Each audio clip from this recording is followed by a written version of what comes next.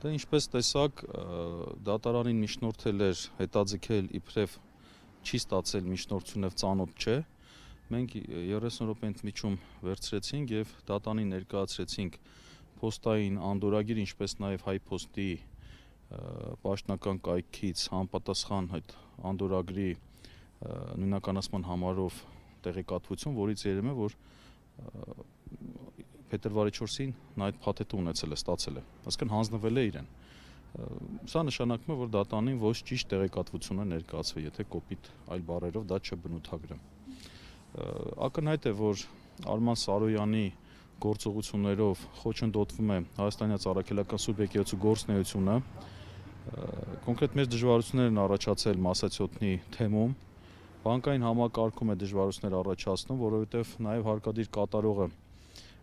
բացահայտ օրենքի խախտումներ է թույլ տալիս, իրեն վերագրել է լիազորություններ, որը չունի,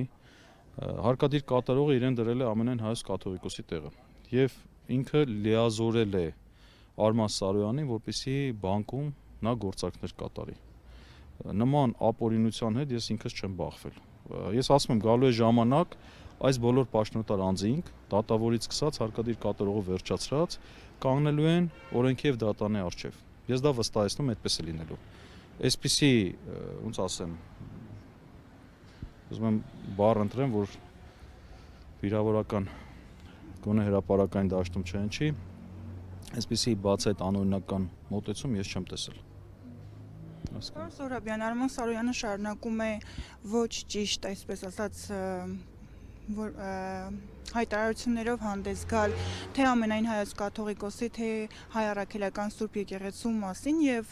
այս ամենի ֆոնին նա է Մայրաթորին դատի տալիս։ Ի վերջո Մայրաթորը պատրաստվում է նրա դեմ դատական հայց ներկայացնել եւ զրպարտությունների համար նրան պատասխանատվության ենթարկել։ Տեսեք, այն ինչ որ Արման Սարոյանը հիմա ասում է, իր ասածները հերկվում է էլի ինքն է հերկում։ Իր նախորդ ասածները, մինչև այս ապստամբներին միանալը, ինքը իր բոլոր խոսքերով հերքում է այսօրվա ասածը։ Նա ինքն է ասում, որ պետությունը իրավունք չունի միջամտի եկեղեցու ներքին գործերին, ինքը այսօր պետությանը ինքը գործիք ծառայելով պետությունը միջամտել է տալիս եկեղեցու ներքին գործերին։ Ինքը ասում էր, որ եկեղեցին այս առումով որևէ խնդիր չունի, այսօր ինքը հակառակն է ասում։ Տեսեք, մենք իր խոսքը պետք է հակադրենք իրեն։ Իսկ թե ինչու Մայրաթորը իր նկատմամբ միջոցներ չի ձեռնարկում, դա բնականաբար, ես այսպես ասեմ, Ամենայն Հայոց կաթողիկոսը միշտ էլ հայրաբար է վերաբերվում եւ ապստամբ եպիսկոպոսներին, միշտ էլ եթե տեսնում եք, նա մեր պատկերացումներով չափից դուրս հանդուրժողականություն է ցուցաբերում եւ դա հավանաբար հայրական մոտեցում է եւ բնականաբար մենք ինքներս պետք է այդ վեհ մոտեցման հետ հաշվի նստենք։ Իսկ թե ինչու Արման Սարոյանը իրեն պահում է ուղիղ դրա հակադիր կեցվածքով, այսինքն անշնորհակալ կեցվածքով, նման լկտի կեցվածքով, նման վիրավորական, ասենք, խոսքեր ասելով, զրպարտություններ տարածելով, դա կարծում եմ իր խղճի հարցն է։ Պարոն Զոհրաբյանի, վերջո դուք հավատում եք, որ դատարանը արդար դատավճիռ կարող է կայացնել, հաշվի առնելով, որ նմանը չունեցող որոշում է եղել մեկ օրում, Էդգար Հովհաննիսյանը որոշում կայացնեց, որ պետք է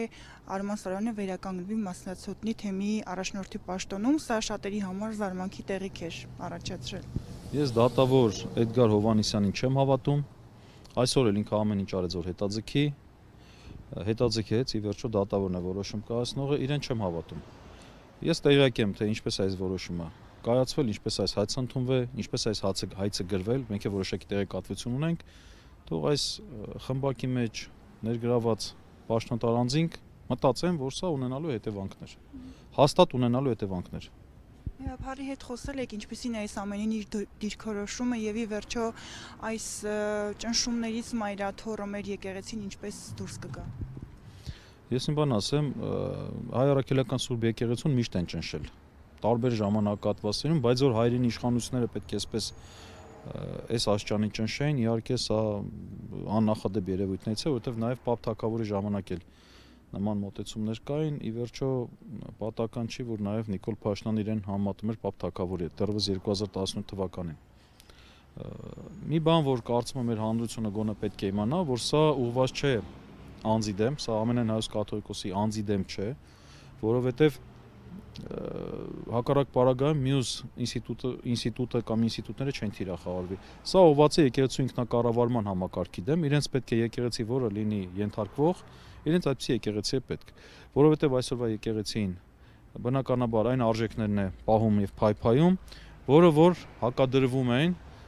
թուրք հայկական այս բարեկամության, կեղծ բարեկամության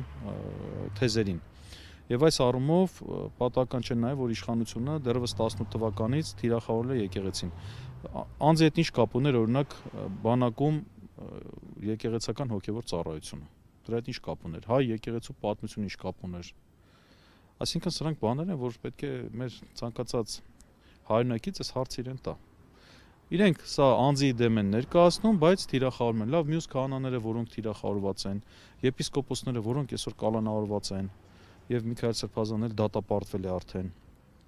Դեռ ուժի մեջ մտած չէ, բայց այդ գործընթացն է գնում։ Լավ, այս մարդիկ ինչ կապ ունեն անձի հետ։ Ակնհայտ է, որ սա ինստիտուտի ողնաշարը ջարդելուն ուղղված միտում է։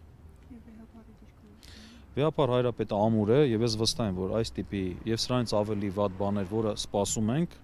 չեն կոտրելու իր կամքը։